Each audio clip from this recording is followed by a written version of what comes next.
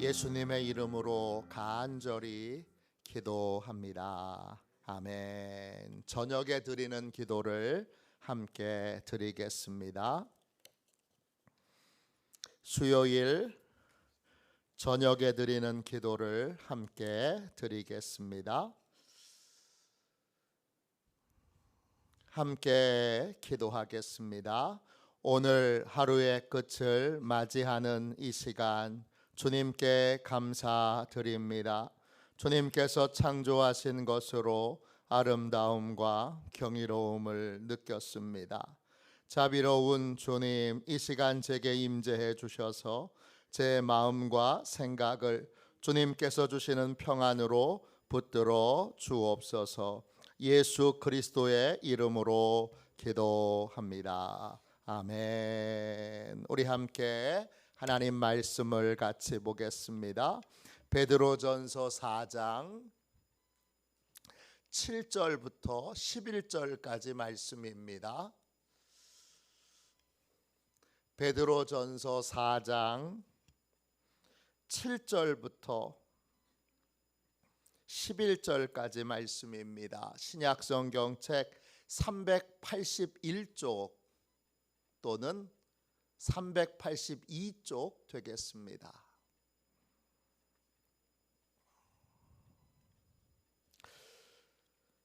(7절부터) 11절까지 우리 같은 목소리로 함께 귀한 말씀을 읽겠습니다. 함께 읽습니다. 만물의 마지막이 가까이 왔으니 그러므로 너희는 정신을 차리고 근신하여 기도하라. 무엇보다도 뜨겁게 서로 사랑할지니 사랑은 허다한 죄를 덮느니라. 서로 대접하기를 원망 없이 하고 각각 은사를 받은 대로 하나님의 여러 가지 은혜를 맡은 선한 청지기 같이 서로 봉사하라. 만일 누가 말하려면 하나님의 말씀을 하는 것 같이 하고 누가 봉사하려면 하나님이 공급하시는 힘으로 하는 것 같이 하라. 이는 범사에 예수 그리스도로 말미암아 하나님이 영광을 받으시게 하려 함이니 그에게 영광과 권능이 세세에 무궁하도록 있느니라. 아멘. 주님의 말씀입니다. 50일 기도훈련학교에 오신 모든 분들 진심으로 환영하고 또 축복합니다. 수요일 저녁에는 예배 형식으로 하되 마지막에는 같이 통성 기도하는 것으로 그렇게 마무리하도록 하겠습니다. 기도를 잘하려면 기도가 뭔지 알아야 합니다. 기도가 뭡니까? 물어보면 늘 기도하지만 쉽게 대답하기가 쉽지 않습니다. 목사인 저도 그렇습니다. 기도가 뭡니까? 할 때 제가 마지막으로 정리한 걸 세 가지입니다. 기도는 자녀의 기도고, 기도는 응답하신다는 본질을 붙드는 것이고, 그리고 기도는 오늘 함께 나누는 것처럼 하나님과 소망을 교환하는 것입니다. 내가 하나님께 내 소망을 알려드리고 나는 하나님의 소망을 또 듣는 것이 바로 기도입니다. 인생의 모든 것에는 시작과 끝이 있습니다. 언젠가 우리도 인생을 끝맺게 됩니다. 인생의 끝에는 뭐가 기다리고 있을까요? 성경은 하나님의 결산이 기다리고 있다고, 어떻게 살았는지 하나님이 결산하시는 시간이 기다리고 있다고 우리에게 알려주고 있습니다. 여러분, 베드로전서 4장 7절 보세요. 만물의 마지막이 가까이 왔으니 그러므로 너희는 정신을 차리고 근신하여 기도하라 그랬습니다. 사도 베드로가 만물의 마지막이 가까이 오고 있다고 우리에게 선언합니다. 우리는 하루하루를 마지막을 향해서 가고 있습니다. 그 마지막이라는 말이 헬라어로 텔로스입니다. 여러 뜻이 있지만 그 뜻 가운데 결산이라는 뜻이 있습니다. 우리 인생의 마지막엔 하나님이 계세요. 그리고 그 하나님이 우리의 인생을 결산하실 거예요. 잘 살았는지 못 살았는지, 나 잘 살았어, 이건 나의 평가고, 나의 평가도 중요하지만 진짜 중요한 건 하나님의 평가입니다. 하나님이 잘 살았다고 말씀해 주셔야 잘 산 겁니다. 우리는 결산의 날이 기다리고 있다는 사실을 알 때 중요한 한 가지 사실을 깨닫게 됩니다. 인생의 주인이 내가 아니구나. 인생의 모든 것들이 내 것이 아니고 하나님의 것이고 나는 하나님의 것을 빌려 쓰고 있구나. 이걸 깨닫게 됩니다. 이 사실을 알면 우리는 주인의 뜻이 무엇인지, 또 주인의 뜻대로 사는 것이 얼마나 중요한지를 알게 됩니다. 내 뜻대로 사는 게 잘 사는 게 아니라 주인이신 하나님의 뜻대로 사는 것이 잘 사는 겁니다. 결산의 날을 향하여 오늘도 한 걸음 더, 내일도 한 걸음 더 우린 가까이 나아갑니다.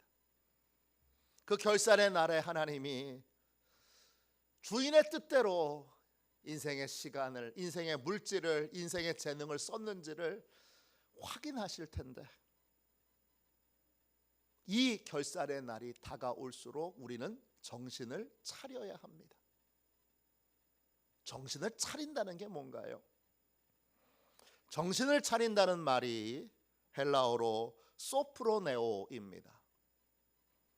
뜻은 마음을 차분하게 가라앉히고 절제하여 집중하는 것입니다. 뭐에 집중하기 위하여 절제해야 하느냐 하면 마지막 날 결산의 날을 준비하기 위하여 우리의 마음을 집중해야 합니다. 절제해야 합니다. 결산의 날은 어떻게 준비하는 겁니까? 사도 베드로가 결산의 날을 준비하는 모든 사람들은 기도에 집중해야 한다 그렇게 말합니다. 왜 그래야 합니까? 기도가 하나님과 내가 소망을 교환하는 것이기 때문입니다. 기도 안 하면 하나님이 나한테 뭘 원하시는지, 주인이 나한테 뭘 원하시는지 모릅니다. 기도해야 내 소망도 주인에게 알려드릴 수 있고 주인의 소망도 내가 깨달아 알 수 있습니다. 기도한다 이 말이 헬라어로 프로슈케입니다. 두 개의 단어로 이루어져 있어요. 프로스와 유케예요. 프로스는 교환한다는 뜻이에요. 유케는 소원을 말한다는 뜻이에요. 그러니까 기도하는 게 뭐예요? 기도는 소원을 교환하는 거예요. 하나님과 내가 내 소망만을 말하는 건 기도가 아니에요. 하나님 저 이거 원해요, 이것만 얘기하다가 끝나는 건 기도가 아니에요. 내 소망을 얘기했다면 그 다음에 하나님께 이렇게 물어야 돼요. 하나님은 저한테 뭘 원하세요? 하나님, 제가 무엇 하기를 원하세요? 이렇게 물어야 합니다. 그래서 하나님은 내 소망을 알고 나는 하나님의 소망을 알게 되는 것이 기도입니다. 기도의 삶이 깊어지면 자연히 하나님의 뜻을 하나하나 분명하게 알게 되고, 그리고 자연스럽게 하나님께 순종하는 삶을 살게 됩니다. 한두 번의 기도가 아닌 오랫동안의 소원을 교환하는 하나님과의 대화를 통해서 우리는 인생에 대한, 우리에 대한 하나님의 뜻을 선명하게 알게 되고 그 뜻에 순종하는 삶을 살게 됩니다. 하나님은 도대체 우리에게 어떤 소망을 품고 계실까? 사도 베드로는 결산의 날을 준비하는 사람에게 하나님이 원하시는 핵심적인 두 가지 소망을 알려줍니다. 우리는 이 두 가지 소망을 통해서 큰 틀에서 하나님이 어떤 방향으로 우리가 삶을 살아가기를 원하시는지 그걸 발견하고 찾아내고 이해할 수 있습니다. 우리를 향한 하나님의 소망은 무엇입니까? 두 가지입니다. 첫째, 상대의 허물을 덮어주는 사랑의 삶을 사는 것입니다. 베드로 전서 4장 8절 보세요. 무엇보다도 뜨겁게 서로 사랑할지니 사랑은 허다한 죄를 덮느니라. 하나님이 원하시는 건 결국 딱 하나예요. 우리가 서로 사랑하는 거예요. 가족들끼리 서로 사랑하고, 교인들끼리 서로 사랑하고, 이웃들끼리 서로 사랑하는 거예요. 일을 잘하려고 서로 다투지 말고, 일을 훌륭하게 하려고 서로 싸우지 말고 사랑하는 게 먼저인 거예요. 결산의 날에 하나님이 우리에게 이렇게 분명하게 엄중하게 물으실 거예요. 내가 내게 보낸 사람들을 어떻게 사랑했느냐? 구원받기 이전에는 나는 나만 사랑하던 사람이에요. 그때 나는 내 허물과 죄는 다 감추고 내 허물과 죄는 안 보여요. 그런데 다른 사람의 허물과 죄는 잘 보여요. 그래서 다른 사람의 죄를, 허물을 들춰내고 지적하고 고발하는 삶을 살았습니다. 그런데 구원받은 이후로 나는 이전과 다른 삶을 살아야 합니다. 변화된 삶의 핵심은 사랑입니다. 사랑의 삶은 정반대의 삶을 사는 거예요. 내 죄와 허물은 회개함으로 드러내고 끊어내는 것입니다. 난 이렇게 허물과 죄가 많아요. 베드로 보세요. 자신이 3번이나 주님을 부인했다는 걸 사람들이 어떻게 알까요?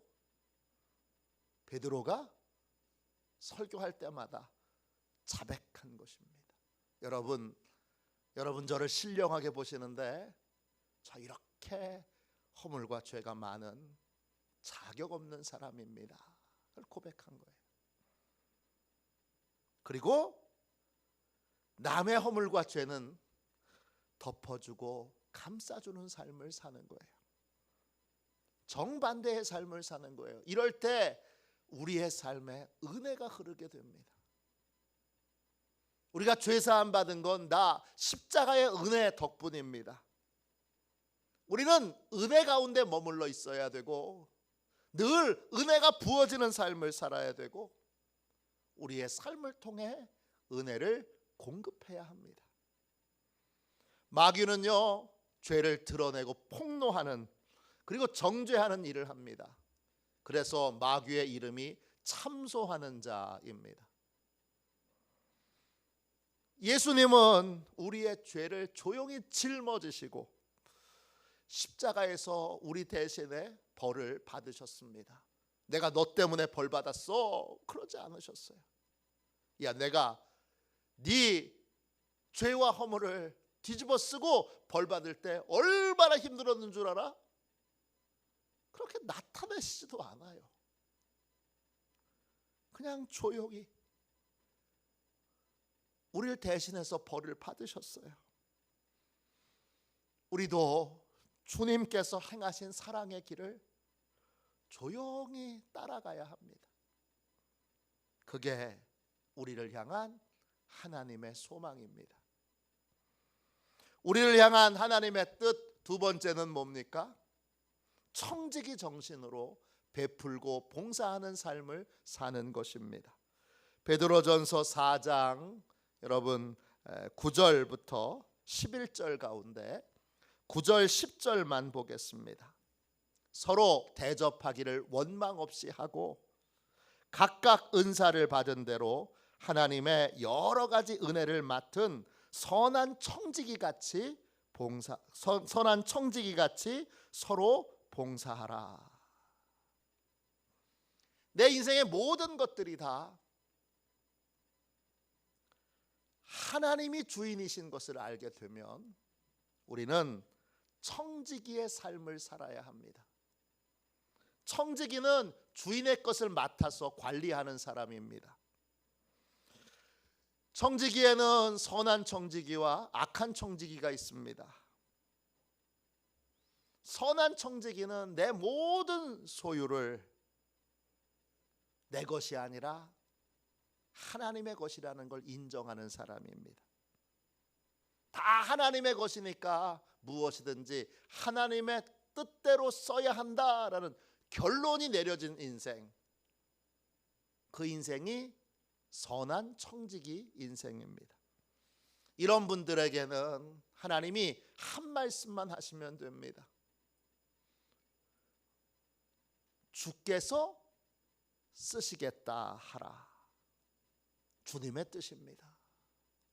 이 한마디만 하면 그는 하나님의 뜻대로 물질도 시간도 재능도 주저없이 내어놓고 주저없이 하나님께 드립니다.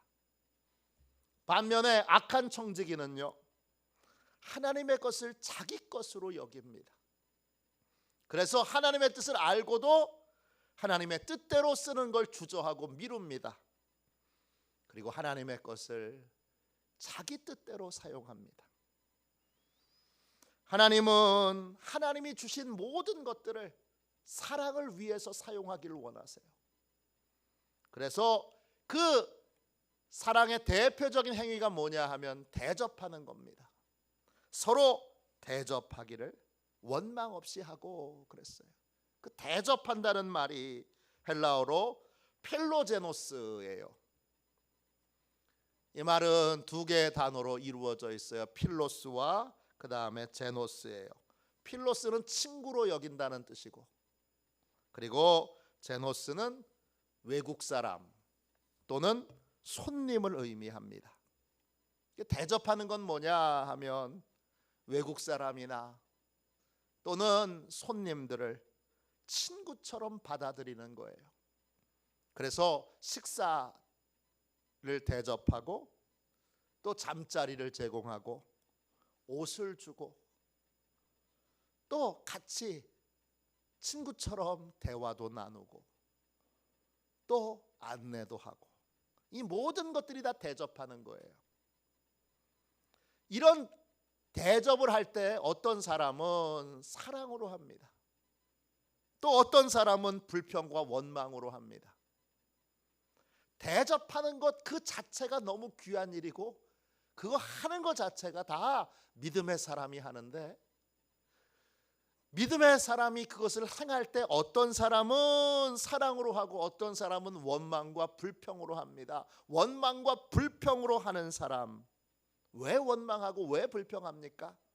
내 걸 베푼다고 생각하기 때문입니다. 내 걸 베푸는데 감사하지 않아? 그래서 불평합니다. 내 걸 베푸는데 내 뜻대로 안 해?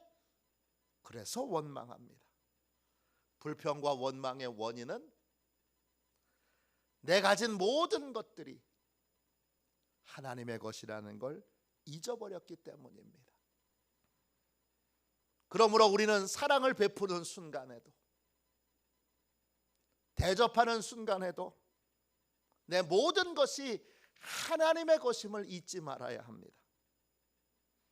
하나님의 뜻이라면 무엇이든지 주저하지 않고 대접하는 삶을 살아야 합니다. 이것이 하나님의 뜻이고, 주인의 뜻대로 주인의 것을 쓸 때 주인이 더 풍족하게, 더 풍성하게 부어주시는 은혜의 삶을 살게 됩니다.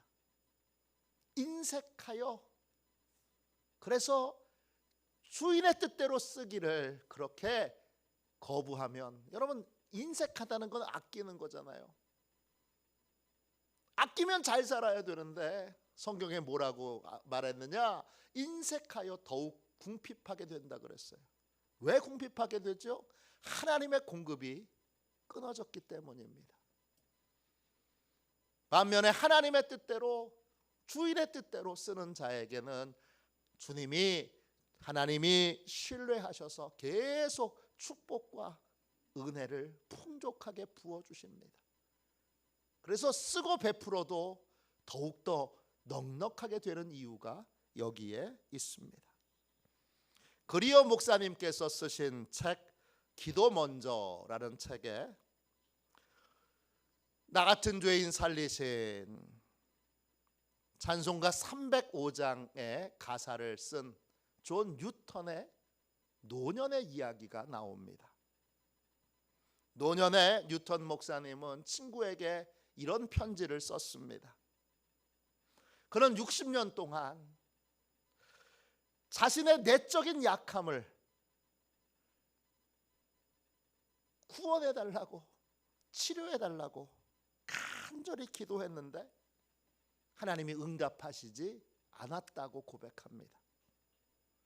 그래서 80세가 넘은 지금도 자기 안에는 내적인 약함, 악함이 있다고 그렇게 고백했습니다. 젊었을 때 존 뉴턴은 왜 하나님이 내 기도에 응답하시지 않았나 이해할 수 없었다고 고백했습니다. 그런데 이제 노년이 된 지금 하나님이 왜 내 내적인 약함을 그냥 두셨는지 그 이유를 분명하게 깨닫게 되었다고 고백했습니다. 그 이유는 자신에게 하나님의 은혜가 얼마나 필요한지를 잊지 않도록 하기 위하여 하나님이 내적인 약함을 그냥 두셨다는 것입니다.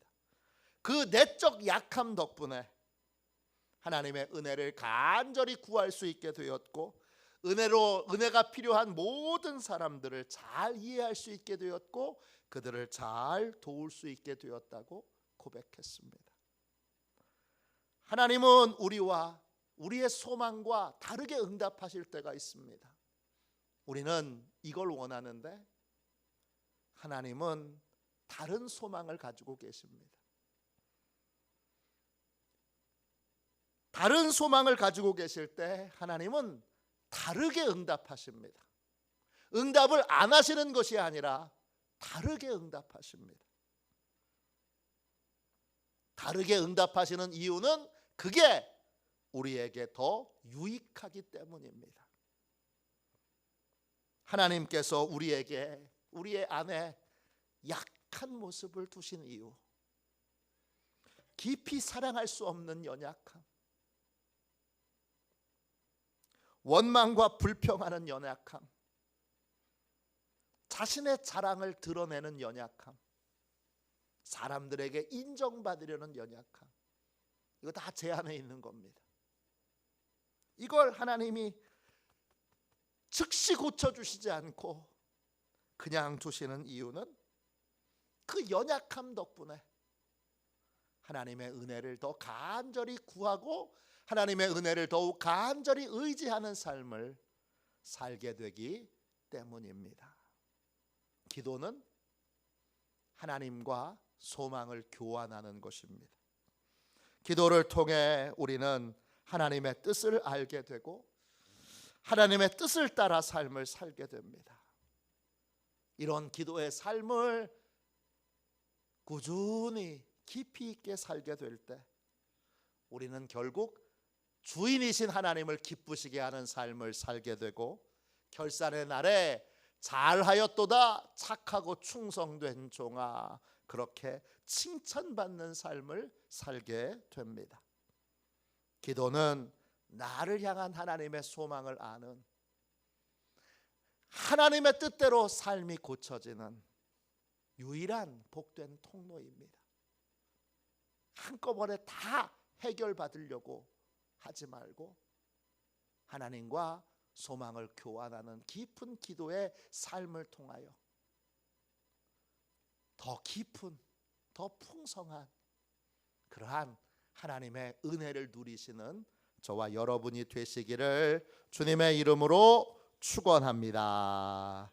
기도하겠습니다. 자비로우신 주님, 오늘 이 수요일 저녁에 주님 앞에 나와 기도하는 소중한 우리 성도님들 한 분 한 분을 축복하여 주셔서 하나님, 기도의 새로운 세계가 열리게 해주셔서 하나님과 소망을 교환하여 하나님께서도 더욱더 분명하게 나의 소망을 알고 계시는 것을 깨닫게 하시고 나도 나를 향한 하나님의 소망을 잘 깨달아 순종하는 그러한 복된 삶, 하나님을 기쁘시게 하는 삶을 살게 하여 주옵소서. 기도가 깊어지기 원합니다. 하나님의 뜻을 더 선명하고 분명하게 알기 원합니다.